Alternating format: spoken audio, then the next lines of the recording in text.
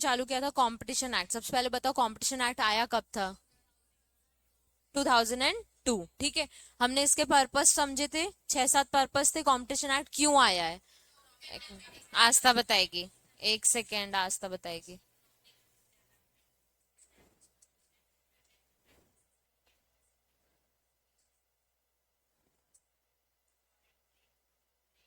हाँ, promote and sustain competition. ठीक है, अब ये हो गया पर्पस। इसके बाद हमने ये समझा था कि कंपटीशन एक्ट की नीड क्या है। ठीक है, एक क्वेश्चन था, why do we need competition, last में था वो। बताना Ravdeep, why do we need competition, competition क्यों चाहिए हमको मार्केट में? कस्टमर्स को क्या मिलेगा वो बताएगा। Broadest range of services. क्यों? क्योंकि ये यूनिवर्सली एप्लीकेबल है, कस्टमर्स को ब्रॉडेस्ट रेंज ऑफ सर्विसेज मिलेंगी और कॉम्पिटिटिव प्राइसेस में मिलेंगी। जो प्रोड्यूसर्स हैं वो स्ट्राइव करेंगे इनोवेशन के लिए, और इसके लिए आपको एक रेगुलेटरी अथॉरिटी लगेगी, अप्रोप्रिएट गवर्नमेंट लगेगा। ठीक है, व्हाट इज कंपटीशन मार्केट आदर्श? परफेक्ट प्रॉफिट, और बायर्स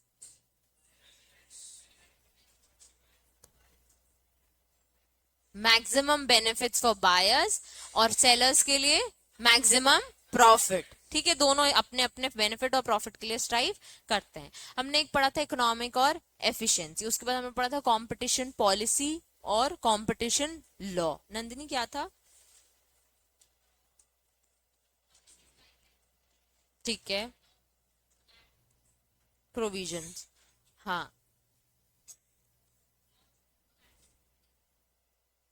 लॉ पॉलिसी के बिना इनकम्प्लीट है, और पॉलिसी का बेस ही नहीं है अगर लॉ नहीं है तो। पॉलिसी के दो एलिमेंट्स पढ़े थे अपन ने।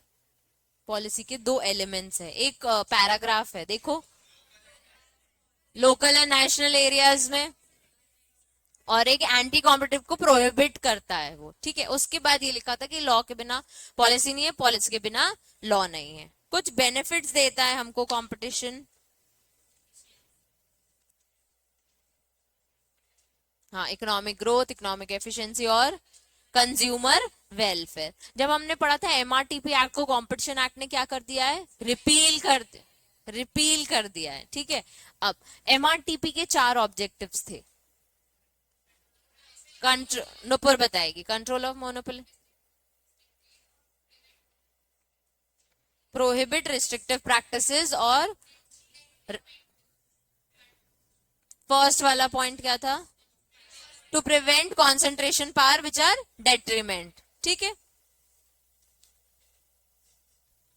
हमने स्टार्ट कर दी थी डेफिनेशन से। ठीक है, हम वहां आ जाते हैं। सबसे पहले एंटरप्राइज की डेफिनेशन।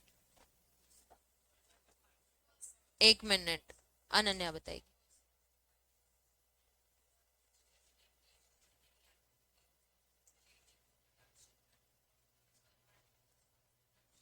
सर्विसेज,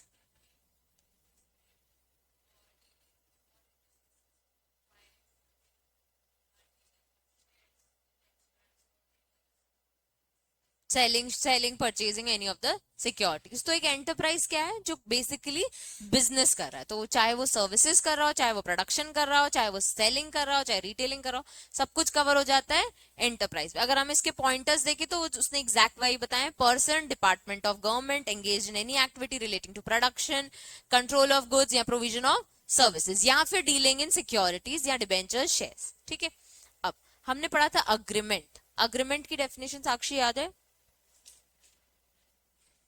तो पढ़ा नहीं, अपन ने कवर नहीं किया। बताना अग्रीमेंट की डेफिनेशन। नाम भूल गई मैं। अंश, पढ़ाया है मैंने, पढ़ाया है, ये मत बोलना। अग्रीमेंट क्या होता है? अच्छा चलो नॉर्मल में बताओ, नॉर्मल अग्रीमेंट क्या है? राइटिंग में करती हैं, तो कंपटीशन एक्ट क्या बोलता है? राइटिंग वाले अग्रीमेंट सिर्फ कवर करेंगे और कोई नहीं। ओरली भी कवर करेंगे, तो हमने यही पढ़ा था, वेदर और नॉट अग्रीमेंट इज फॉर्मल और राइटिंग, यानी इनफॉर्मल हो और ओरल हो, वो वाली चीजों को भी हम अग्रीमेंट में इंक्लूड करेंगे। दूसरा वाला हमने पॉइंट पढ़ा था, वेदर और not it is enforceable by law और नॉट। ठीक है, तो भाई वो लॉ में एक्सेप्टेबल है कि नहीं है, मतलब जनरल बातों को भी हम अग्रीमेंट में कवर करेंगे। हमने इसके एग्जाम्पल्स भी देखे थे कि अगर हल्दीराम ने एक शॉपकीपर से अग्रीमेंट कर लिया कि 5 साल तक तुमको सिर्फ मेरे ही प्रोडक्ट्स बेचने, हालांकि कोई रिटर्न में अग्रीमेंट नहीं था, पर अगर ये ओरली भी है तो ये क्या है, अग्रीमेंट है। ठीक है, तो जब हम एंटी कॉम्पिटिटिव अग्रीमेंट पढ़ेंगे तो अग्रीमेंट की डेफिनेशन ध्यान रखना कि अगर वो तुम्हें कोई एग्जांपल दे दे कि ओरली डिस्कशन हुआ था, तो बताओ ये एंटी कॉम्पिटिटिव अग्रीमेंट है कि नहीं है क्योंकि अग्रीमेंट की डेफिनेशन बोलता है फॉर्मल हो, इनफॉर्मल हो, ओरल हो, रिटन हो, सब कुछ कवर होगा, एनफोर्सेबल बाय लॉ हो या फिर नहीं हो, दोनों चीजें कवर होती है। ठीक है, फिर हमने पढ़ा था कार्टेल। कार्टेल याद है सबको? पहले बताओ, कार्टेल जो भी फॉर्म होता है वो अच्छी चीज है कि बुरी चीज? बुरी चीज है। कार्टेल फॉर्म होने के लिए क्या करते हैं वो लोग? दो चीजें। वो ठीक है, वो ठीक है, मुझे पता है, वो एसोसिएशन। बेसिकली कार्टेल में क्या दो चीजें कवर होती है श्रेयांश? प्राइस कंट्रोल कर लेते हैं और लिमिट द प्रोडक्शन। ठीक है, कंट्रोल या लिमिट द प्रोडक्शन या फिर प्राइस को रेज कर देते हैं। दो गलत काम वो कार्टेल फॉर्म में करता है। अब तुमने मुझे बोला कि कार्टेल क्या है? एसोसिएशन, एसोसिएशन बिटवीन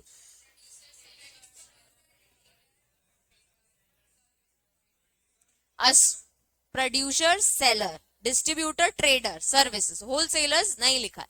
अब तुम अगर सोच रहे हो कि मैं ये चीज अपने मन से लिख भी लूंगा तो तुम्हें मार्क्स नहीं मिलेंगे। ठीक है, उसमें होलसेलर नहीं लिखा है तो अपने मन से मत लिख के आना। जैसे उसमें लिखा है producer, seller, distributor, trader, service provider, who by agreement. Agreement कैसा? Formal, informal, written, oral, enforceable by law या फिर नहीं। लिमिट और control, attempt to control the production, distribution, sale और प्राइस और ट्रेड इन गुड्स और सर्विसेज। ठीक है, इसमें हमने तीन चीजें पढ़ी थी। नहीं लिखा ना रिटेलर? तीन टाइप के कार्टेल पढ़े थे, इंटरनेशनल, इंपोर्ट और एक्सपोर्ट। एक्सपोर्ट को तो एक्सक्लूसिवली एक्सक्लूड कर दिया उन्होंने कि हमको कोई दिक्कत नहीं, उसमें आप कार्टेल फॉर्म कर रहे हो तो। इंपोर्ट में कर रहे हो तो दिक्कत है। इंटरनेशनल कार्टेल यानी कोई भी कंट्री, एक कंट्री और एक कोई दूसरी कंट्री, ठीक है, उसको हम इंटरनेशनल कार्टेल में कवर कर रहे हैं। Some conditions which are conducive to cartelisation, यानी ऐसी कंडीशंस जो कहीं ना कहीं रिप्रेजेंट कर रही हैं कि यहाँ पे कार्टेल फॉर्म हो रहा है। ये कंडीशंस हमें एज इट इज याद होनी चाहिए। पहला क्या है? आई हाई कॉन्सेंट्रेशन और फ्यू कॉम्पिटिटर्स। क्यों? क्योंकि आपने लोगों अपना कंपटीशन कम कर दिया, सबने एक प्राइस पे एक एक अमाउंट ऑफ प्रोडक्शन ही चालू कर लिया, तो आप क्या कर रहे हो? कार्टेलाइजेशन कर रहे हो। जैसे कि अनियन वाला एग्जाम्पल, या फिर हम कोई और एग्जाम्पल देखते हैं। सीमेंट है, ठीक है, अब सीमेंट की जितनी कंपनीज है उनने बोला अपन इतनी ही सीमेंट बनाएंगे और इतने ही प्राइस पे बनाएंगे। ठीक है, अब जिस चीज का प्रोडक्शन कम है, ठीक है, वो जिस भी प्राइस में दे तुम खरीदोगे। ठीक है, जो चीज आज आज हर जगह कंस्ट्रक्शन चल रहा है, हर बिल्डर को सीमेंट की जरूरत है। अब जिस चीज का प्रोडक्शन ही उन्होंने लिमिट कर दिया है, तो वो प्राइस चाहे 1,000 रुपए बोरी रखें, चाहे 500 रुपए रखें, चाहे 20,000 रखें, जितने भी बेचेंगे तुम उतने में खरीदने के लिए जान लगाओगे क्योंकि प्रोडक्शन कम है। और जो अच्छे अच्छे बड़े लेवल के बिल्डर्स होते हैं जो पे करने के लिए रेडी है, वो क्या करेंगे? इकट्ठा काफी सारा माल ले लेंगे। अब जब प्रोडक्शन कम है, जिन्होंने इकट्ठा सारे ले लिए, तो हमारे पास और लिमिट बची।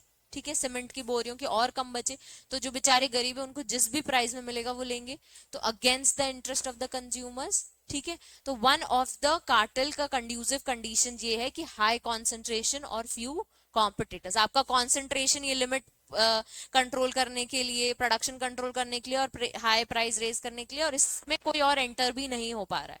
ठीक है, दूसरा पॉइंट है high entry and exit barriers. याद है सबको? ठीक है, इसमें क्या होगा कि आपने एंट्री तो ओपन रखी है पर बाहर जाने के लिए भी लोगों को दिक्कत हो रही है। उसके बाद फिर होमोजेनिटी ऑफ द प्रोडक्ट्स, कहीं ना कहीं ये सब सिमिलर प्रोडक्ट्स में ही हो रहा है, तभी एसोसिएशन फॉर्म होगा ना। जो प्रोड्यूसर, सेलर, डिस्ट्रीब्यूटर कर रहे हैं वो एक एसोसिएशन फॉर्म कर रहे हैं क्योंकि वो सिमिलर प्रोडक्ट्स की सेलिंग की बात कर रहे हैं। उसके बाद सिमिलर प्रोडक्शन कॉस्ट, यही मैंने बोला कि सबने क्या किया, प्रोडक्शन लिमिट कर दिया और कॉस्ट भी एक जैसी रख रहे हैं, इसकी वजह से कंज्यूमर्स के अगेंस्ट वो जा रहे हैं। फिर एक्सेस कैपेसिटी, आपके पास अच्छी खासी कैपेसिटी, प्रोडक्शन का प्रोडक्शन करके इसको सिक्योर फेयर हाउस में रख के, और आपने क्या कर दिया, वहां पे कंट्रोल कर लिया, अब प्रोडक्शन बंद। ठीक है। High dependence on the consumer of that product, जैसे अभी सीमेंट का एग्जाम्पल है, कंज्यूमर डिपेंडेंट है, वो नीड है, तो आपने उसी चीज को कंट्रोल करने के लिए ये चीज को कवर किया है। और हिस्ट्री ऑफ कलोजन, यानी सीक्रेटली आप कहीं ना कहीं इस चीज को अवॉइड कराने की कोशिश कर रहे हो, किस चीज को, प्रोडक्शन को और प्राइस रेस कराने को। ठीक है। अब हम आ जाते हैं कंज्यूमर की डेफिनेशन में। तुम्हारे हिसाब से कंज्यूमर कौन होते हैं? जो फाइनल कंज्यूमर होता है उसको हम कंज्यूमर बोलते हैं। लेकिन कंपटीशन एक्ट के हिसाब से अगर आप फाइनल कंज्यूमर नहीं हो, आप कमर्शियल पर्पस के लिए भी कोई चीज खरीद रहे हो, तो भी आप कंज्यूमर की डेफिनेशन में कवर होते हो। एक एक एक्ट पढ़ेंगे हम, कंज्यूमर प्रोटेक्शन एक्ट, उसमें आता है फाइनल कंज्यूमर ही कंज्यूमर की डेफिनेशन में कवर होगा। अब एक नॉर्मल चिप्स का पैकेट है, यहाँ पे मैंने सबको डिस्ट्रीब्यूट किया, ठीक है। अब मैं भी कहीं से खरीद के आई थी, ठीक है, कंज्यूम फाइनल किसने किया? तुम लोगों ने, ठीक है। उसमें अगर कुछ भी डेफिशिएंसी निकली, उसमें कुछ भी डिफेक्ट निकला, एक्सपायरी थे सपोज, ठीक है, तुम सबने खाए, तुमको किसी ना किसी को कोई ना कोई इन्फेक्शन हो गया, फूड इन्फेक्शन ये वो वगैरह, इसकी डेफिशिएंसी के लिए ये जो तुमको प्रॉब्लम हुई है, तो मुझ पे केस फाइल करोगे, ठीक है। अभी तो मैंने तुमको दिया ना, ठीक है, तो मेरी रिस्पॉन्सिबिलिटी है कि मैं चेक करके तुमको दूं कि मैं एक्सपायरी नहीं दूं, पर अल्टीमेटली इसकी पेनाल्टी उस कंपनी पे जाएगी जिसने ये बनाए हैं। ही इज एक्चुअली राइट, पर तुम मेरे ही पास आओगे ना कि इन्होंने हमको खिलाए थे। अब जब जब बात करते हैं कंज्यूमर प्रोटेक्शन एक्ट की, तो actual consumer can file the case और रेमेडी भी एक्चुअल कंज्यूमर को मिलेगी। मैंने क्या किया था, कमर्शियल पर्पस के लिए लिख रहा था। सपोज मैंने वो चिप्स के पैकेट तुमको बेचे थे कि तुम सब 10-10 रुपीज दो और ये चिप्स के पैकेट ले लो, तो मैंने भी खरीदे थे। तो being a consumer under competition act, I can also file the case against the company कि मैंने कमर्शियल पर्पस के लिए खरीदी थी और उसमें डिफेक्ट निकला। तुम भी फाइल कर सकते हो, मैं भी फाइल कर सकती हूँ। कंज्यूमर प्रोटेक्शन एक्ट में जो एक्चुअल कंज्यूम करता है वो पर्सन कंज्यूमर होता है। कॉम्पिटिशन एक्ट के हिसाब से कमर्शियल पर्पस के लिए भी अगर कोई प्रोडक्ट आपने लिया है, तो आप कॉम्पिटिशन एक्ट में उसके अगेंस्ट केस फाइल कर सकते हो। ऐसा क्यों? ऐसा क्यों? कंपटीशन एक्ट का पर्पस प्रमोट ट्रेड, ठीक है। तो अगर मैं बिजनेस कर रही हूँ और मुझे कोई गलत प्रोडक्ट गलत प्राइस में दिया जा रहा है, या ऐसा प्रोडक्ट बेचा जा रहा है जिसमें कोई ना कोई डेफिशिएंसी, कोई ना कोई डिफेक्ट है, अब मैं आगे ऐसे कंज्यूमर को दूंगी, तो मेरे लिए कंपटीशन हार्मफुल हो रहा है कहीं ना कहीं, ठीक है। तो हम कंपटीशन एक्ट को ध्यान में रखते हुए बोल रहे हैं कि कमर्शियल पर्पस के लिए भी अगर आप डील करते हो तो कंज्यूमर में कवर होते हो। देखो, अब वो तुमसे कंज्यूमर की डेफिनेशन कैसे पूछेंगे, वो हो सकता है वो तुम्हें कोई केस दे दे, उसके हिसाब से तुम्हें वहां पे कंज्यूमर को डिफाइन करना पड़ेगा, या सिंपली वो डायरेक्टली एक लाइन बोल देंगे डिफाइन कंज्यूमर, ठीक है। तो तुम्हारे लिए पढ़ना जरूरी, consumer include only such purchaser और buyer who make purchases for their own consumption और अर्न देयर लाइवलीहुड, ठीक है। मतलब कि या तो वो खुद कंज्यूम कर रहे हैं या फिर उसको बेच के कुछ ना कुछ वो लाइवलीहुड अपने लिए कमा रहे हैं। The deficiency now has been made good by defining the consumer कैसे, a person who buys any good for consideration, मतलब उसका कुछ ना कुछ आपने पैसा दिया होगा, मतलब गिफ्ट इसमें कवर नहीं कर रहे, या तो आपने पे कर दिया, या आपने प्रॉमिस कर दिया, या आपने पार्टली पे कर दिया, या पार्टली प्रॉमिस कर दिया है। Under the system of deferred payment यानी धीरे धीरे करके आप पेमेंट करते जाओगे। Includes any user of such goods other than the person who buys the goods for consideration paid or promised under any system for deferred payment under such use is made with the approval of such person whether such purchase of goods is for resale or any commercial purpose or personal use। ये बोल रहा है कि एक आप खुद खरीद के आए, कोई भी चीज, मोबाइल फोन लेके आए, खुद से लेके आए, ठीक है। अब मोबाइल फोन में दिक्कत है, तो तुमने बीइंग कंज्यूमर उस पर केस फाइल कर लिया। अब मोबाइल फोन मोबाइल कंपनी से ना लेके जो नॉर्मल लोकल शॉप से वहां से लेके आए, वहां से लेके आए और उससे अप्रूवल लेके आए कि इसका यूज जो मुझे चाहिए वो हो जाएगा ना, इसमें बात हो जाएगी ना, इसमें वॉल्यूम सही हो जाएगी ना, पर वो एक्चुअल पर्पस आपका पूरा नहीं हो रहा, तो वो भी कंज्यूमर में इंक्लूड होगा और आप भी कंज्यूमर। अब वो मोबाइल आप लेके आए, अब आगे उसे या तो खुद यूज कर रहे हो या आगे उसे और आगे बेच रहे हो, तो आप भी कंज्यूमर में इंक्लूड हो जाओगे। अब पूछो।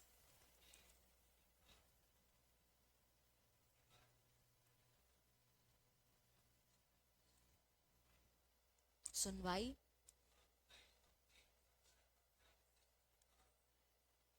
हम्म, ऐसा तो कहीं नहीं है यार। यार तो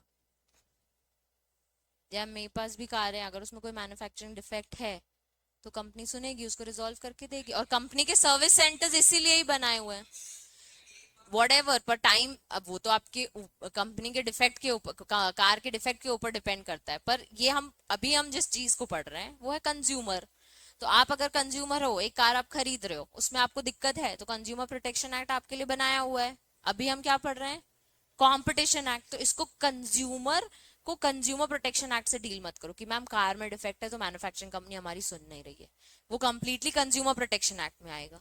अभी हम पढ़ रहे हैं कंपटीशन एक्ट। कंपटीशन एक्ट किनके लिए, ट्रेडर्स के लिए, कि आपके बीच में कंपटीशन है कंज्यूमर की सेटिस्फैक्शन के लिए। ठीक है। अब कंज्यूमर कौन, कंज्यूमर वो जो कंज्यूम करता है, कंज्यूमर वो जो इसे लेके आगे बेच भी रहा है, वो भी कंज्यूमर। ऐसा कंपटीशन एक्ट बोल रहा है। हम ये समझने की कोशिश कर रहे हैं। अब जो भी आपका डाउट है वो कंप्लीटली उस एक्ट में जाता है कि अगर मैन्युफैक्चरिंग कंपनी हमारी सुन नहीं रही है, जो आप बोल रहे हो, तो कंज्यूमर प्रोटेक्शन एक्ट के अंदर उनके उसके अगेंस्ट केस करो। एक डायरेक्टली कंप्लेन बनती है उसमें।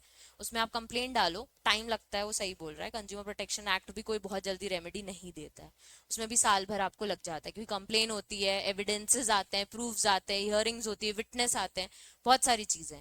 तो उसमें टाइम लग जाता है। उसके बाद आपको एक कॉम्पनसेशन अमाउंट या फिर वही डेफिशिएंसी का क्लियर कट सॉर्ट होके मिलेगा।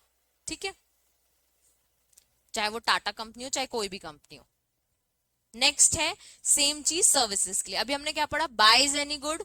ठीक है, अब दूसरा हायर्स एनी सर्विसेज। हायर्स और avail any services for consideration, वही चीज, पेड, पार्टली प्रॉमिस्ड या फिर under a system of deferred payment when such services are availed for the approval of first mentioned person whether such hiring availing services is for any commercial or personal use। जब consumer protection act पढ़ोगे उसमें personal use बस लिखा होगा, इसमें दोनों चीजें, इसलिए उसको अलग से हाईलाइट करो, कमर्शियल और पर्सनल यूज। ठीक है, तो जहां जहां कंज्यूमर वर्ड आएगा वहां समझ जाना कि मैम यहाँ पे पर्सनल यूज वाला भी कमर्शियल यूज वाला भी रहेगा। अब बुक्स खरीद रहे हो, बुक्स खुद के लिए खरीद रहे हो, आगे बेचने के लिए, दोनों कंज्यूमर्स है।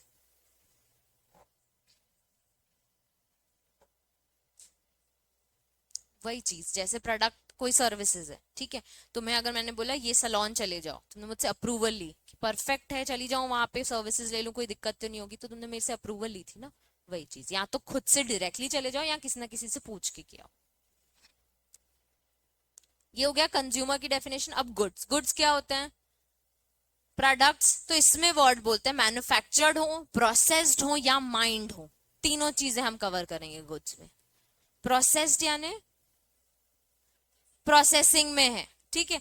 डिबेंचर्स हो, शेयर्स हो, स्टॉक आफ्टर अलॉटमेंट। पहले ना इसमें सिर्फ बिफोर अलॉटमेंट आफ्टर अलॉटमेंट दोनों इंक्लूड करते थे, अभी अमेंडमेंट है, सिर्फ और सिर्फ आफ्टर अलॉटमेंट ही यूज होता है। अगर तुम लोगों ने अकाउंटिंग समझी होगी तो एप्लीकेशन मनी भरते हो, कॉल मनी भरते हो, फिर अलॉटमेंट आता है ना, तो वो कॉल मनी एप्लीकेशन मनी की बात कर ही नहीं रहे, वो डायरेक्टली बोल रहे हैं जो भी शेयर्स डिबेंचर्स आफ्टर अलॉटमेंट है वो गुड्स में हम कवर करेंगे। ठीक है, in relation to goods supplied, goods imported into India, ये भी इसमें अमेंडमेंट है। अब इसमें बोल रहे हैं इंपोर्टेड वाले भी सप्लाइड वाले भी सारे चीजें गुड्स की डेफिनेशन में कवर होंगे।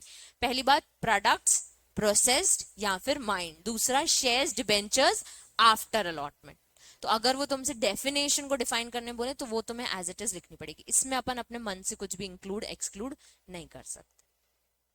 ऊपर देखा था पर्सन, एंटरप्राइज में एनी पर्सन, गवर्नमेंट, पर्सन के अंदर आते हैं individual, HUF, company, firm, association of person, corporation establish under central act, state act, government company, या body corporate incorporate under any law of foreign country, या cooperative society registered any law, local authority, every artificial jurisdiction person.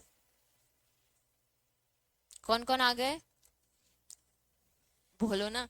Individual, HUF, normal company, ठीक है, फिर association of person, फिर corporate जो कि government के side से, सेंट्रल, स्टेट या फिर गवर्नमेंट, फिर body corporate incorporate under any law of foreign country, और cooperative society registered under any law, और local authority every artificial jurisdiction. ठीक है, समझ आ गए पर्सन की डेफिनेशन। प्राइस, प्राइस यानी जो गुड्स और सर्विसेज के बदले में आप दोगे। पर अगर लिखने के लिए तो इंग्लिश में उन्होंने मेंशन किया हुआ है कि includes every valuable consideration whether direct और इनडायरेक्ट डेफर्ड और include any consideration relate to sales of any goods और performance of any services although substantively relating to any other matter और थिंग। मतलब पैसा दिया वो भी चलेगा, या फिर मोबाइल के बदले कोई और चीज दी वो भी चलेगा, तो हर चीज को प्राइस में कवर कर रहे हैं, कोई भी वैल्यूएबल कंसिडरेशन।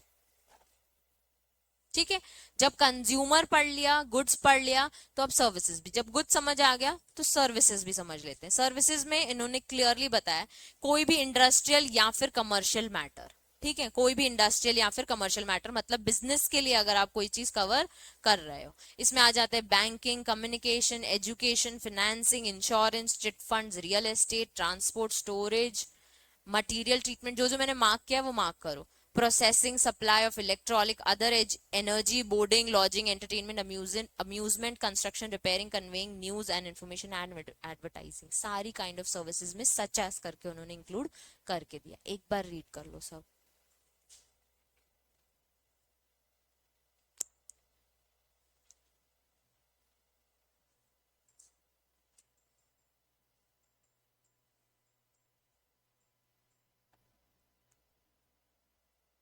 ये जो कंस्ट्रक्शन वगैरह के लिए,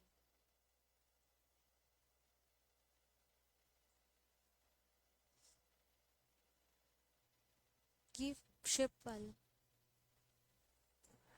एयरपोर्ट, लॉजिंग, ट्रांसपोर्ट।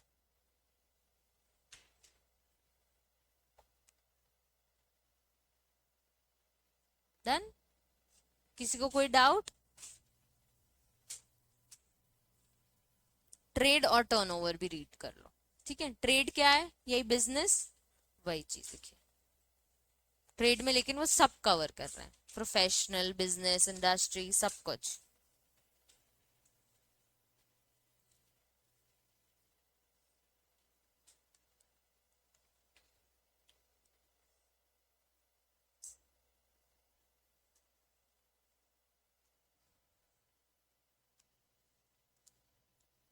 वैसे टर्नओवर का मतलब पता है?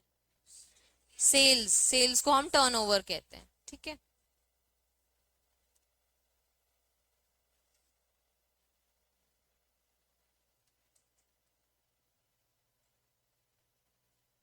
इंटर वाले इंक्लूड्स।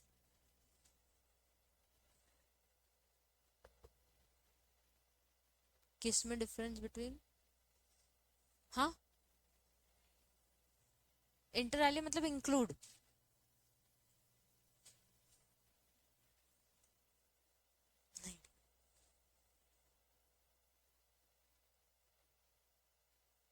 ये देखो, अभी जो टर्नओवर की डेफिनेशन दी है, हम वो पढ़ रहे थे, दो कंपनीज कंबाइन होती, जो हम एप्पल सैमसंग का एग्जांपल समझ, तो वो एक थ्रेशोल्ड लिमिट दी है कि कंपनी अगर दो मर्ज हो रही है तो दोनों का टर्नओवर कितना हो रहा है, तो उस हिसाब से वो मर्ज हो सकती है, और उसके बाद उनको जो हमारे सीसीआई है उनसे परमिशन लेनी पड़ेगी। तो अगर इतना लिमिट के ऊपर वो जाते हैं तो सीसीआई से परमिशन, इसलिए वो टर्नओवर का डेफिनेशन दिया हुआ है कि टर्नओवर क्या, सेल्स।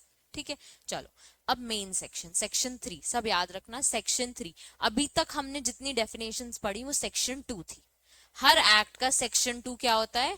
डेफिनेशंस। तो 2A, 2B, 2C, तो अब हमको ए से लेकर पूरा तो उन्होंने दिया नहीं था, एंटरप्राइज से स्टार्ट हो रहा था, तो हर एक्ट के सेक्शन 2 का कोई सब सेक्शन डेफिनेशन था। अब हम सेक्शन 3 में आ रहे हैं, कॉम्पिटिशन एक्ट के मेजर सेक्शन 3, 4, 5। ठीक है, तो सेक्शन 3 है एंटी कॉम्पिटिटिव अग्रीमेंट्स। हमने इसको कई बार सुना है कि आपने जब से कंपटीशन चालू किया आपने बताया है कि कोई ऐसे अग्रीमेंट्स जिनका अप्रिशिएबल एडवर्स अप्रिशिएबल इफेक्ट है या अप्रिशिएबल एडवर्स इफेक्ट है, वो एंटी कॉम्पिटिटिव अग्रीमेंट्स होते हैं। हम पहले एक एग्जांपल समझते हैं। सबको पता है एक फेमस कंपनी है अमूल डेयरी। ठीक है, एक और फेमस है मदर डेयरी। ठीक है, एक लोकल डेयरी, यहां समझ लो मैं पारस लिख देती हूँ। पारस क्या है? दिल्ली में चलता है ये वाला मिल्क। ठीक है, अब अमूल पैकेट बेच रहा है दूध का 35 रुपीज का।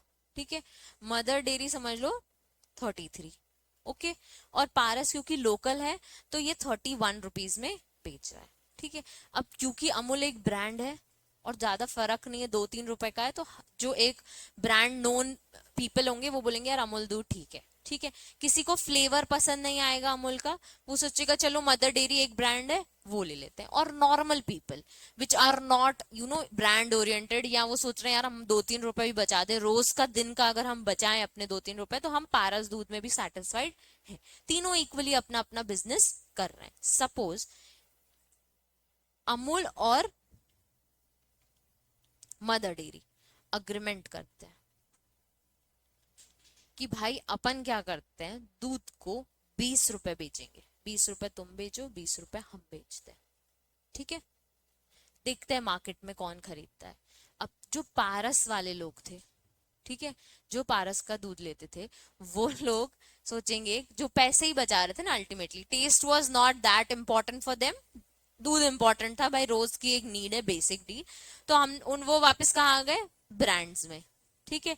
इन्होंने क्या किया, ये जो अग्रीमेंट है इससे एक तो लोकल डेयरी का मार्केट कट किया, ठीक है, कोई और एंटर हो सकता है मार्केट में। एक दूध जो शायद 30 रुपए से नीचे बन ही नहीं सकता, देखो कोई 35 में बना रहा है, कोई 33 में बना रहा है, कोई 31 में बना रहा है। और अमूल और मदर डेयरी जिनके पास एक्सक्लूसिव अच्छी फैक्ट्रीज होंगी, अच्छे मैन्युफैक्चरिंग यूनिट्स होंगे, अच्छे मशीन्स होंगी, वो 20 रुपए में भी वो चीज प्रोड्यूस कर सकते हैं, क्योंकि वो लोग हायर कर सकते हैं, उनके पास वो और एक्स्ट्रा मशीन्स भी खरीद सकते हैं, उनके पास बहुत पैसा है। ये लोकल डेयरी वाला इतना ना ही मशीन्स खरीद सकता है, ना ही इतना बड़ा प्रोडक्शन स्किल डेवलपमेंट प्रोडक्शन बना सकता है, ठीक है, कि मेरे पास इतना बड़ा यूनिट है जहां वो इतना प्रोड्यूस करे और इतने कम प्राइस में बेचे। वो चाह कर भी 25 तक आ सकता है, शायद 20 तक तो वो नहीं आ पाएगा, ठीक है। इन्होंने मार्केट में एक तो दो ब्रांड्स जो सबसे टॉप लेवल ब्रांड्स है फॉर द डेयरी, अपनी प्राइसिंग कम कर ली, अपना प्रोडक्शन ऑब्वियसली इंक्रीज ही किया है इन्होंने, और मार्केट में कंट्रोल लाने की कोशिश की कि जो भी दूध लोगे वो हमसे ही लोगे। तो लोकल डेयरी जो है ऑलरेडी पारस, उसका मार्केट कट हो गया, प्लस दूसरे लोगों को एंटर होने से भी आपने रोक दिया। कोई नया पर्सन है जिसे अपना नया कोई मिल्क प्रोडक्शन लेके आना है, वो नहीं लेके आ पाएगा, क्यों, क्योंकि प्राइसिंग बाकी की इतनी हाई है। अब तुम्हारे माइंड में क्वेश्चन आ रहा होगा कि मैम सिर्फ अमूल और ये तो है नहीं, लोकल डेयरीज भी चलती हैं, जो नॉर्मल शॉप्स भी, उनके पास इतना मार्केट नहीं है। अगर आप ओवरऑल की बात करोगे, जो मैं बार बार बताती हूँ, अप्रिशिएबल एडवर्स इफेक्ट की बात करोगे, जो लोकलाइट्स है अपने अपने एरियाज में, पास की डेयरी है दूध ले आओ, उनके पास मार्केट छोटा है, ठीक है, उनको शायद उतना अफेक्ट पड़ेगा। पर जो लोकल डेयरी है, जो पारस एक फेमस ब्रांड बन रहा था, उसको तो बहुत ज्यादा फर्क पड़ेगा, ठीक है। या तो ये सीसीआई में कंप्लेन कर दे कि अमूल डेयरी और मदर डेयरी ने मेरे मार्केट को हार्म किया है, और प्लस आने वाले कॉम्पिटिटर्स को भी एंटर होने से रोका है, सीसीआई पेनाल्टी लगा लेगी। पर जो तुमने एग्रीमेंट किया है, ये कॉम्पिटिशन को हार्म करने के लिए किया है, तुम नहीं चाहते कोई और आए, तुम नहीं चाहते हो रहे हुए भी मार्केट में टिके चले जाएं वो, तो ये एक एंटी कॉम्पिटिटिव अग्रीमेंट है। इससे मार्केट में अप्रिशिएबल एडवर्स इफेक्ट हुआ है। अगर बच्चे यही अमाउंट ये 30 कर देता, ठीक है, ये 30 कर देता, ये 31 कर देता, तो चलता। इसका 33 है, इसका 31 है, ट्राई करता कि चलो ठीक है एटलीस्ट मैं उनके सेम पेस पे हूं, ये ट्राई कर लेता 30 बनाने का, या फिर 31 पे ही टिका रहता, तो अप्रिशिएबल एडवर्स इफेक्ट नहीं होता। जो जिनको पारस का टेस्ट सूट हो गया था वो तब भी पारस के ही पास जाते, जिनको लग रहा है नहीं यार अब हम इम्प्रूव कर लेते हैं, नया ब्रांड लेते, मदर डेली ले लेते हैं, या अमूल में भी उनको कुछ खास फर्क नहीं पड़ता, 1 रुपए कम कम मिल रहा तो अमूल में भी जाते, तो अप्रिशिएबल एडवर्स इफेक्ट नहीं होता। पर आप 20 कर दोगे तो बहुत दिक्कत है, ठीक है। तो हम बोलेंगे कि आपने एंटी कॉम्पिटिटिव अग्रीमेंट किया है। अब इसको अगर हम बुकिश लैंग्वेज में आंसर राइटिंग हिसाब से समझे, तो पॉइंटर देखो, सेक्शन सब 3 याद रखना, सेक्शन 3 किसका है, एंटी कॉम्पिटिटिव अग्रीमेंट्स का।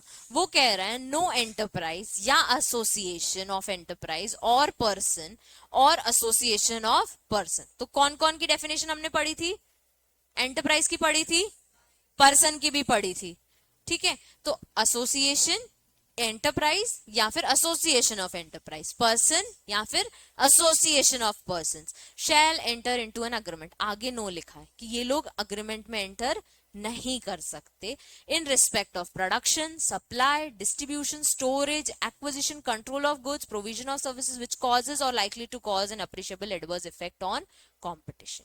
ये वर्ड याद रखना, अप्रिशिएबल एडवर्स इफेक्ट, ठीक है, तो नो एसोसिएशन ऑफ एंटरप्राइजेस या एंटरप्राइज, नो पर्सन या फिर एसोसिएशन ऑफ पर्सन चाह के भी अग्रीमेंट में नहीं एंटर हो सकते for production, supply, storage, selling, distribution, acquisition, control of goods और प्रोविजन ऑफ सर्विसेज। ठीक है, जिससे क्या होगा, which is likely to cause, और कॉज शायद हो सकता है या सही में आपसे गलत इफेक्ट आ गया है, क्या बोलते हैं उसको हम, अप्रिशिएबल एडवर्स इफेक्ट। तो हम क्या बोल देंगे कि ये क्या है, एक एंटी कॉम्पिटिटिव अग्रीमेंट है। एंटी कॉम्पिटिटिव अग्रीमेंट वॉइड है बच्चे। वॉइड क्या होता है, वॉइडेबल ऑप्शन होता है। Void is not acceptable, illegal में भी कवर कर सकते हैं हम, ठीक है, नॉट अलाउड।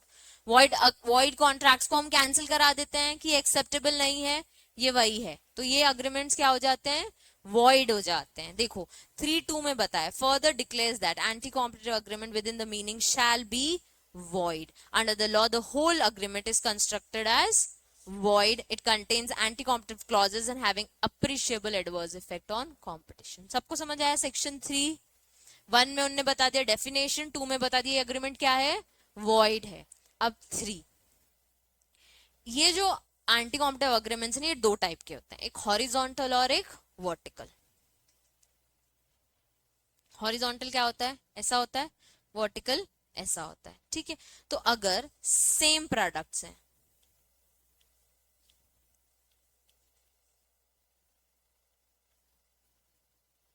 और सेम लेवल है, मतलब retailer retailer, wholesaler wholesaler, distributor distributor, तो ये हो गए हॉरिजॉन्टल अग्रीमेंट्स। अगर मैन्युफैक्चरर से डिस्ट्रीब्यूटर, डिस्ट्रीब्यूटर से होलसेलर, होलसेलर से रिटेलर, तो ये क्या हो गए, वर्टिकल अग्रीमेंट्स। तो अगर 2 रिटेलर्स आपस में अग्रीमेंट करें, ठीक है, एक अमूल का ही रिटेलर, वही एग्जांपल ले लेते हैं, एक अमूल का रिटेलर है और एक मदर डेयरी का रिटेलर है, दोनों रिटेलर्स हैं, ये कहां कवर हो गए, हॉरिजॉन्टल में। इन्होंने डील कर लिया, चलो हम अमूल का ही ले लेते हैं, ठीक है, इसके 2 रिटेलर्स, इन्होंने डील कर लिया कि जितने भी नेपियर टाउन में अमूल के प्रोडक्ट्स होंगे वो तू बेचेगा, ठीक है, मैं नेपियर टाउन में एंटर नहीं करूंगा, ठीक है। दूसरे ने बोल दिया कि ठीक है मैं राइट टाउन वाला एरिया ले लेता हूं, ठीक है। इन्होंने क्या किया, 2 एरियाज बांट लिए, ठीक है। अब जितने भी नेपियर टाउन में अमूल के प्रोडक्ट्स लेने होंगे हर कोई उसी के पास जाएगा, तो क्या और कोई उधर एंटर हो पाएगा, नहीं, क्योंकि उसने वहां का मार्केट अपने आप में कवर कर लिया है। एक पर्सन ने राइट टाउन में, तो बेस्ट प्राइस, बेस्ट क्वालिटी, सबसे ज्यादा माल हम ही रखेंगे। ये एक बहुत छोटा सा एग्जाम्पल दे रही हूँ। तो इन्होंने क्या किया, एक एरिया डिस्ट्रीब्यूशन कर लिया। ये ना बहुत बड़े लेवल पे होता है, स्टेट लेवल पे होता है एक्चुअल में, कि ये स्टेट में, ये स्टेट मेरा, ये स्टेट तेरा। तो ऐसे लोग मार्केट में करते हैं, तो दूसरे लोग ना इन स्टेट्स में एंटर नहीं हो पाते। तो ये जो आप अग्रीमेंट्स कर रहे हो, तो आपके पास राइट है कि आप हर स्टेट में माल बेच सकते हो, पर आप अगर ऐसा अग्रीमेंट फाइनल कर लोगे कि ये स्टेट तुम्हारा, ये स्टेट मेरा, तो अगर इससे अप्रिशिएबल एडवर्स इफेक्ट हो रहा है तो ये एंटी कॉम्पिटिटिव अग्रीमेंट्स में कवर होगा। अब ये लोग सेम पेज पे, अगर होलसेलर रिटेलर, होलसेलर डिस्ट्रीब्यूटर और ये लोग आपस में अगर अग्रीमेंट्स करते हैं तो ये वर्टिकल अग्रीमेंट्स में कवर हो जाते हैं। ये लोग कैसे अग्रीमेंट करते हैं,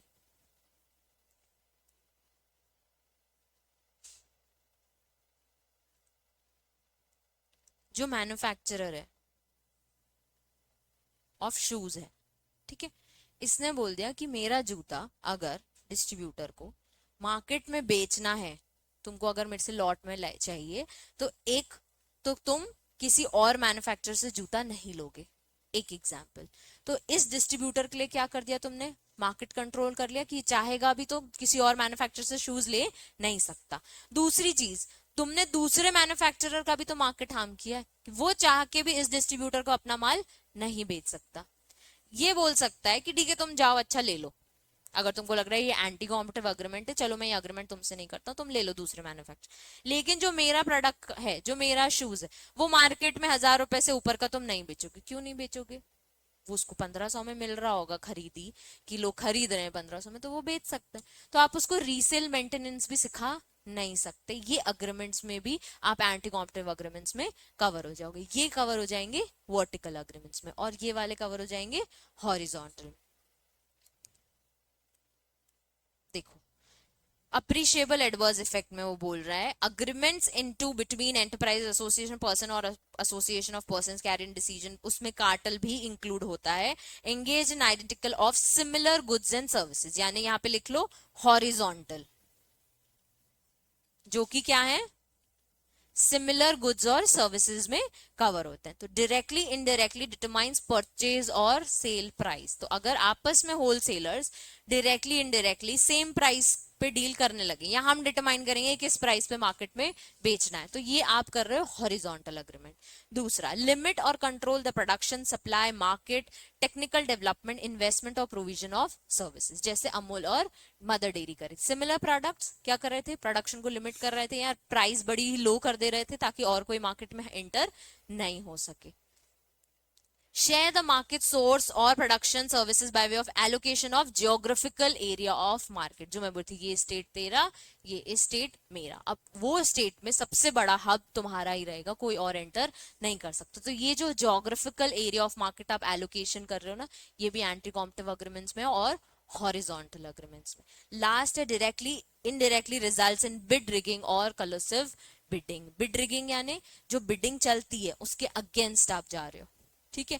जैसे कि हमने एक एग्जाम्पल भी देखा था कि जब बिडिंग होती है तो आपस में आपने क्या किया, बिड रिगिंग कर ली। बिड रिगिंग कर ली यानी अग्रीमेंट कर ली, भाई इस वाले में ना आदर्शी बेस्ट बिड देगा, उसको जीतने देते हैं। नेक्स्ट वाले में ना अंशी बेस्ट करेगा, उसको जीतने देते हैं। फिर साक्षी करेगी नेक्स्ट, उसी को जीतने देते हैं। या फिर मैं सबसे कम प्राइस दूंगा, तू आगे कोट कर लेना, जो भी मार्केट में है ना वो कम हो। अभी बिड रिगिंग का भी एग्जाम्पल हम देखेंगे। पहले ये चार चीजें याद रखो। हॉरिजॉन्टल अग्रीमेंट्स में सिमिलर गुड्स एंड सर्विसेज, पहला है डायरेक्टली इनडायरेक्टली क्या कर रहे हो आप, डिटरमाइन कर रहे हो परचेज और सेल प्राइस। दूसरा, लिमिट और कंट्रोल कर रहे हो क्या, production, supply, market, technical development, investment, provision of service. तो कहीं ना कहीं आप कोई भी सर्विस या प्रोडक्शन को क्या कर रहे हो, लिमिट कर रहे हो। थर्ड, एरिया एलोकेट कर दे रहे हो, जोग्राफिकल एरिया ऑफ मार्केट का क्या कर रहे हो, एलोकेशन कर रहे हो। फोर्थ, बिड रिगिंग या फिर कलसिव बिडिंग। कलसिव बिडिंग का मतलब समझ रहे हो, सीक्रेटली बिडिंग डिसाइड कर लेना, ठीक है।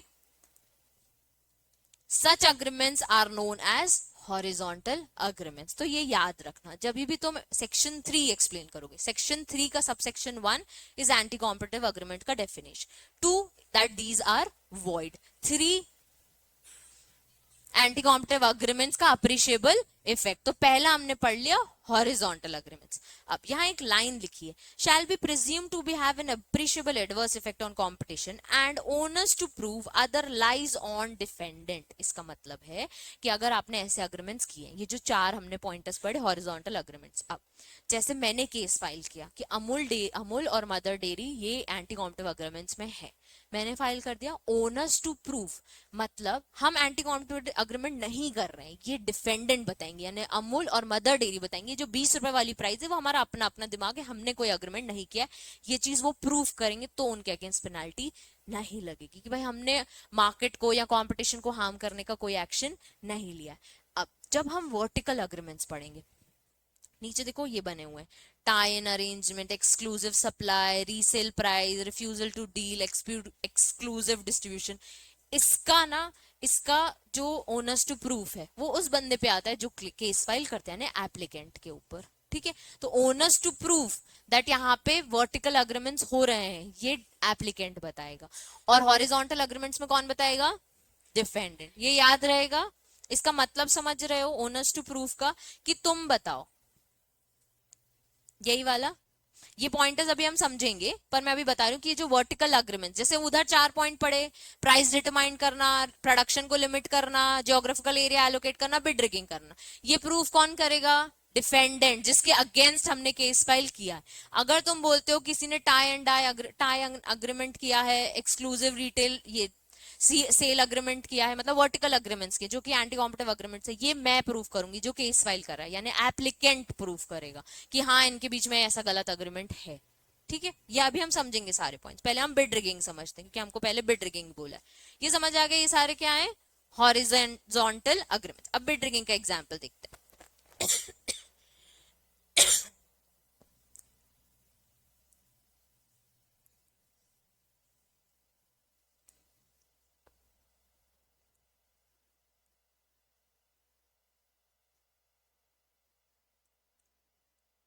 गवर्नमेंट ने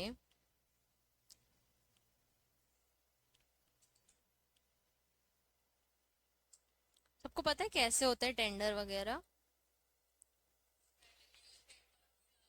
हाँ वही, गवर्नमेंट ने क्या किया, न्यूज़पेपर में ऐड दी, ठीक है, किस चीज की? फ्लाईओवर बनाने की। अभी जबलपुर में बने हैं, ठीक है, बन रहे हैं, ठीक है। अब फ्लाईओवर बनाने का टेंडर आया है, तो जितने कंस्ट्रक्शन कंपनीज हैं वो आएंगे बिड करने, ठीक है। ये बताएगा कि भाई मेरे को जो बेस्ट प्राइस देगा, बेस्ट मटेरियल देगा, उसको मैं बिडिंग दूंगा।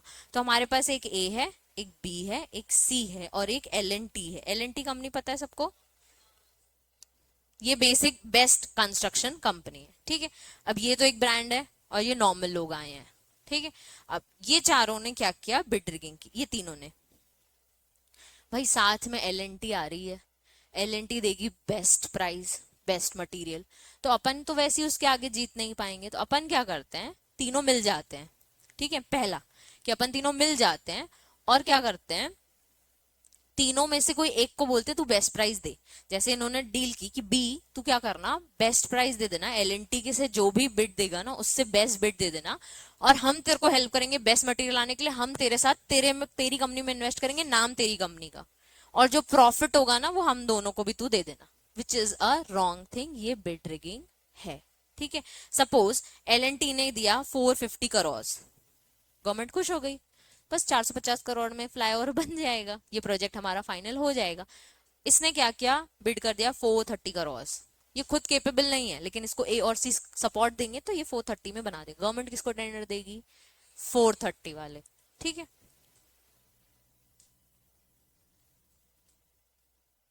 एक और बिडिंग हुई, ठीक है, एक और प्रोजेक्ट आया। अब ए बी सी ने बोला बी तू पिछली बार जीता था, अपन ने कर लिया, अब मेरी बारी, ठीक है। तो अब सब बोलेंगे ठीक है ए बेस्ट बिड देगा, ये भी गलत है।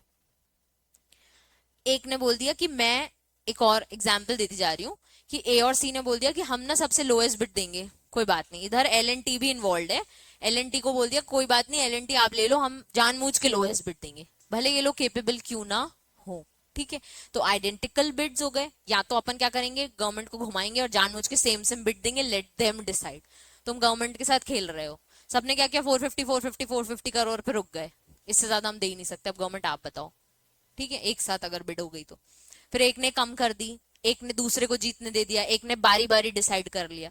तो ये सब पॉइंटर्स हैं बिड रिगिंग के। तुमसे क्वेश्चन डायरेक्टली पूछ लिया जाएगा बिड रिगिंग क्या है, तो बिड रिगिंग क्या है, बेसिकली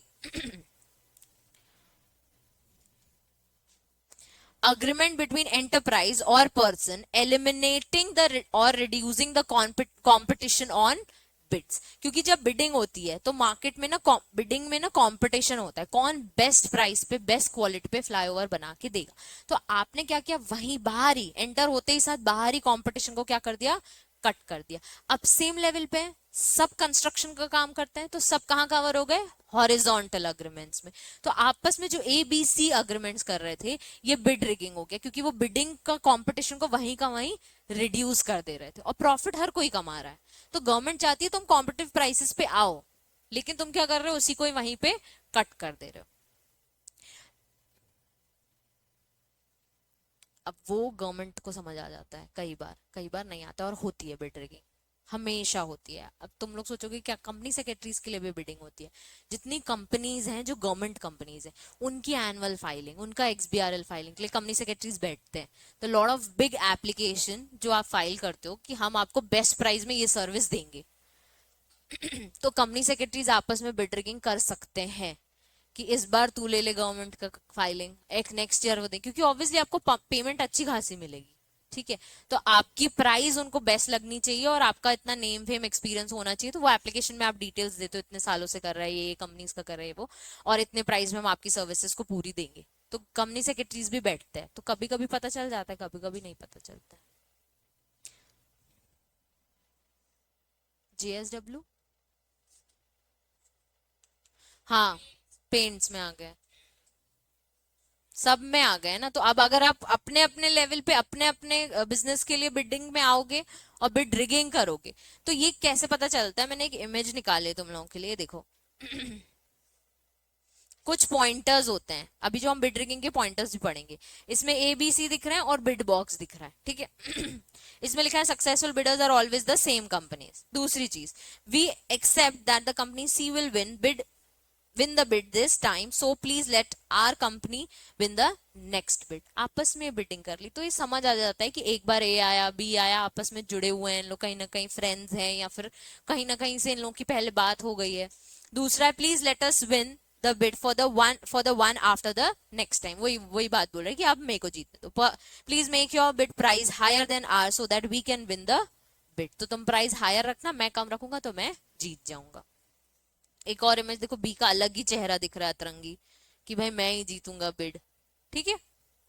हमको भी ऐसे ही पॉइंट, जो अभी हमने पॉइंटर समझे ना, वो देखो यहाँ दिए हुए हैं। सबसे पहले agreement to submit identical bids, ठीक है। तो आपस में क्या कर दिया, ए और सी ने बोला हम सेम सेम बिड देंगे, तो तू सी जीत, बी तू जीत जाएगा, ठीक है। Agreement as to submit the lowest bid, तो एक हो गया आइडेंटिकल, दूसरा हो गया lowest bid. Agreement for submission of cover bids, voluntarily inflated bids, ठीक है। कवर बिड्स यानी कि अपन अगर एलएनटी आगे आता है तो हम तेको कवर कर देंगे, ठीक है। Agreements not to bid against each other, agreements on common norms to calculate the prices और टर्म्स ऑफ बिड। ये जो बी और सी मिलके, ए और सी मिलके कर रहे थे कि बी को आगे देने दो, अपन कैलकुलेट करते हैं इतना खर्च आएगा, हम इतना पैसे दे देंगे, तू इतना पैसे दे देना, इतना प्रॉफिट अपन तीनों कमा लेंगे। फिर squeeze out the outside bidders, L and T को वो क्या कर रहे थे, साइड कर रहे थे।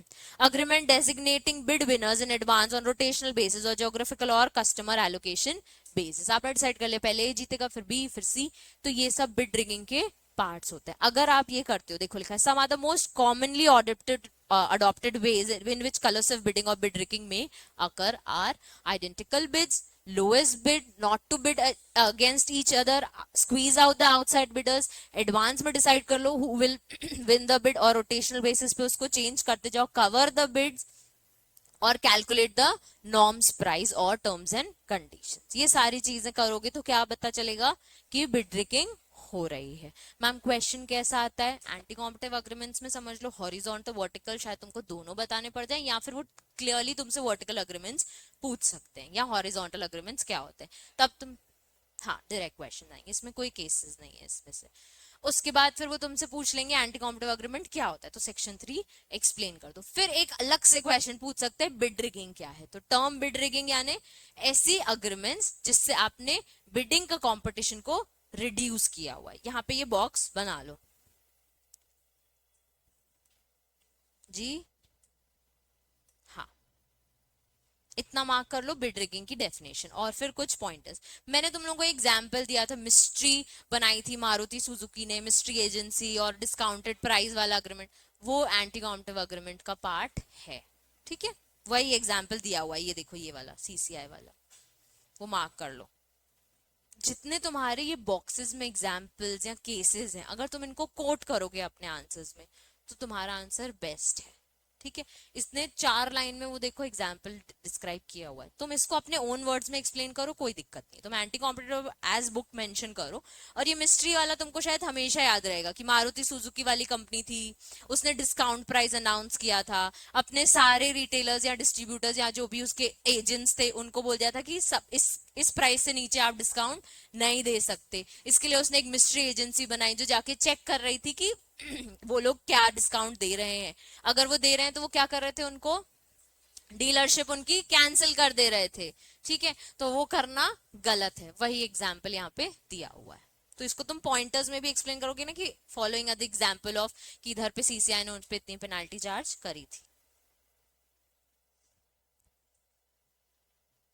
हाँ third point, agreement for submission of cover bids, voluntary inflated bids. अब जो काम 450 करोड़ में हो सकता है, ठीक है, आपने क्या बोला उसको मैं 430 करोड़ में करूंगा, तो आपने क्या किया, प्राइसिंग में इन्फ्लेशन लेके आए, ठीक है। अब 430 से नीचे तो उसको कोई नहीं कर पाएगा, जब एलएनटी इतनी बड़ी कंपनी 450 की बात की, तो आपने क्या किया, वॉलेंटरीली कवर करने की कोशिश की। इसमें ऐसा भी एग्जाम्पल ले सकते हैं, जैसे अब उसने 430 दे दिया तो क्या हुआ, एलएनटी ने बोला चलो 420, ठीक है। अब इसको कवर तो करना पड़ेगा ना, क्योंकि हम तो सोच के आए थे बी जीतेगा, तो उनने जैसे तैसे क्या किया, ए बी सी थे ना, एक और डी को भी इंक्लूड कर दिया सीक्रेटली, वहीं पे कि तू भी हमारे साथ आ जाना, हम कर लेंगे ये वो, और इन्फ्लेट कर दी, चलो 420 419 करो, उससे कम में बिड कर दी। ठीक है, तो हमने क्या क्या समझा है आज? एंटी कॉम्पिटिटिव अग्रीमेंट, कंज्यूमर की डेफिनेशन इंपॉर्टेंट थी, सर्विसेज की डेफिनेशन इंपॉर्टेंट, गुड्स की डेफिनेशन इंपॉर्टेंट थी। उसके बाद हमने एंटी कॉम्पिटिटिव अग्रीमेंट समझे कि ये क्या होते हैं, पहले तो वॉइड होते हैं, ठीक है। और अग्रीमेंट्स किसके बीच में होता है? Person, association of person, enterprise, association of enterprise, जो क्या करने की कोशिश कर रहे हैं? एंटर कर रहे हैं एक अग्रीमेंट में, जिसमें वो प्रोडक्शन, सेलर, डिस्ट्रीब्यूशन, स्टोरेज, इन सबको कंट्रोल, इन सब के लिए एक अग्रीमेंट कर रहे हैं, जिसमें हॉरिजॉन्टल और वर्टिकल अग्रीमेंट्स होते हैं। हमने हॉरिजॉन्टल अग्रीमेंट समझे। हॉरिजॉन्टल अग्रीमेंट्स कौन से? जो सिमिलर गुड्स एंड सर्विसेज के लिए होते हैं। कौन से 4 पॉइंट्स है उसमें? सबलेट डिटरमाइन द प्राइस, दूसरा limit and control the production, allocation of geographical area, fourth bid rigging या फिर कलोसिव बिडिंग। तो बिड रिगिंग क्या होता है? ऐसा काम जिससे आप कॉम्पिटिटिव प्राइसेस को बिडिंग के अंदर रिड्यूस कर रहे हो, कंपटीशन को रिड्यूस कर रहे हो, ठीक है। उसके बाद बिड रिगिंग के कुछ पॉइंटर्स हैं। वो बिड रिगिंग के कौन से कलसिव पॉइंटर्स हैं जिससे हम पता चलता है कि इन्होंने अडॉप्ट की है बिड रिगिंग? सबसे पहले आइडेंटिकल प्राइस, दूसरा लोएस्ट बिड, तीसरा cover the bids, voluntary covering of bids, फिर bid not to bid against each other, फिर कैलकुलेट प्राइस और नॉर्म्स और टर्म्स ऑफ द बिडिंग, उसके बाद फिर squeeze out the outside bidders, और फिर बिड विनर्स रोटेशनल बेसिस पे आपने डिसाइड कर लिया।